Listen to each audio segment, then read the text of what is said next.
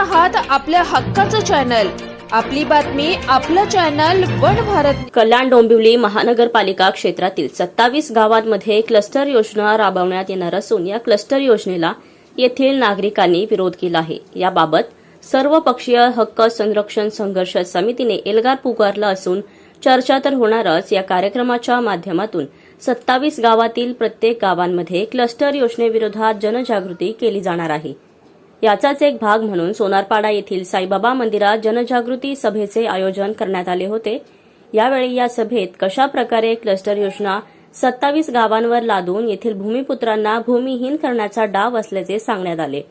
Cluster योजना रद्द न केल्यास उग्र आंदोलन करण्याचा इशारा संघर्ष समिती अध्यक्ष खासदार सुरेश म्हात्रे यांनी दिला आहे। यावेळी समितीचे उपाध्यक्ष सत्यवान म्हात्रे, सुमित वझे, रतन पाटील, रामचंद्र पाटील, मधुकर माळी, शिवाजी माळी, संदीप पालकरी, राहुल जाधव, विठ्ठल वायले, तुळशीराम पाटील, हरिश्चंद्र राणे, तकदीर काळन, नगरसेवक महेश पाटील, जालिंदर पाटील, कैलास जोशी, निलेश खांबायत, माजी नगरसेवक गणेश भाने, संदीप माळी, संतोष केणे आदींसह सर्वच राजकीय पक्षांचे तर इतर अनेक संस्थांचे पदाधिकारी, कार्यकर्ते आणि नागरिक उपस्थित होते।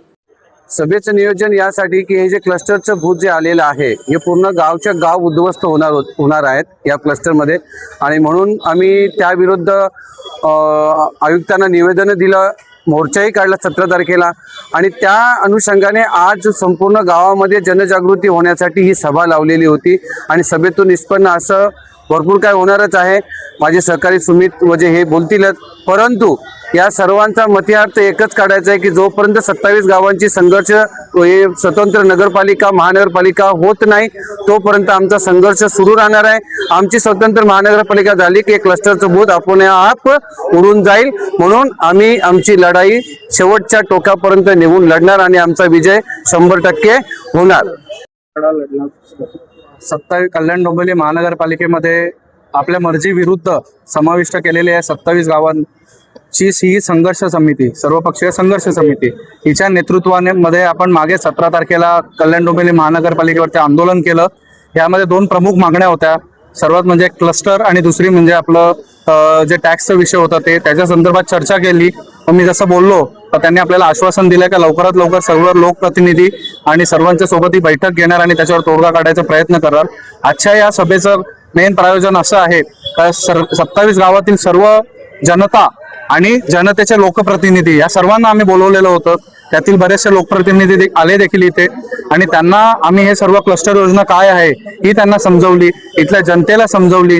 अशी अफवाही चालू होती काही क्लस्टर वगैरे असं काय नाहीये असं विरोधकांकडनं पसरवायचा प्रयत्न देखील झाला, परंतु आम्ही ते सर्व क्लस्टरचे GR सगळे नकाशे हे जनतेच्या हातातच दिलेले आहेत। तर त्याच्यामुळे आता याच्या पुढे जर असं कुठे कोणी प्रयत्न केला अफवा पसरवायचा तर आता उत्तर जनताच त्यांना देणार। आणि आजच्या या सभेच्या माध्यमातून आम्ही जर आपण पाहिले का काही केलं, ऍडव्हर्टाइजमेंट झाली होती की चर्चा तर होणारच, तर ते चर्चा तर होणारच जे आहे ही संघर्ष समितीचा नवीन अध्याय आहे।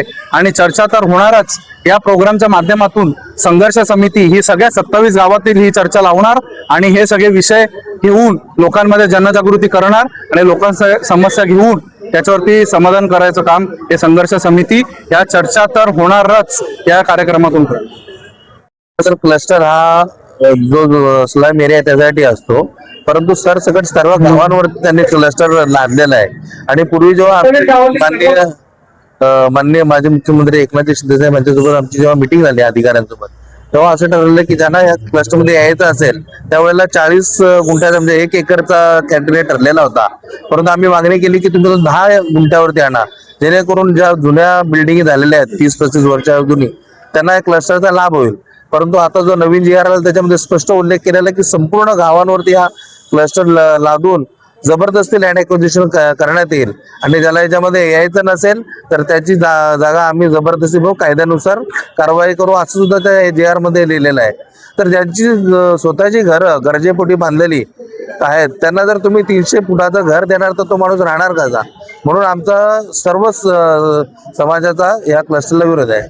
लोकप्रतिनिधी म्हणून कसा पाठपुरावा करणार? नक्कीच आम्ही महापालिकेत ही मांडूच, परंतु जर कायदेशीर लढाई जर लढायचं कायदेशीर लढाई लढू, किंवा जर वेळ प्रसंगी पडले रस्त्यावरती उतरून हे आंदोलन तीव्र करायचं असेल तर नक्कीच आम्ही रस्त्यावरती सुद्धा उतरू।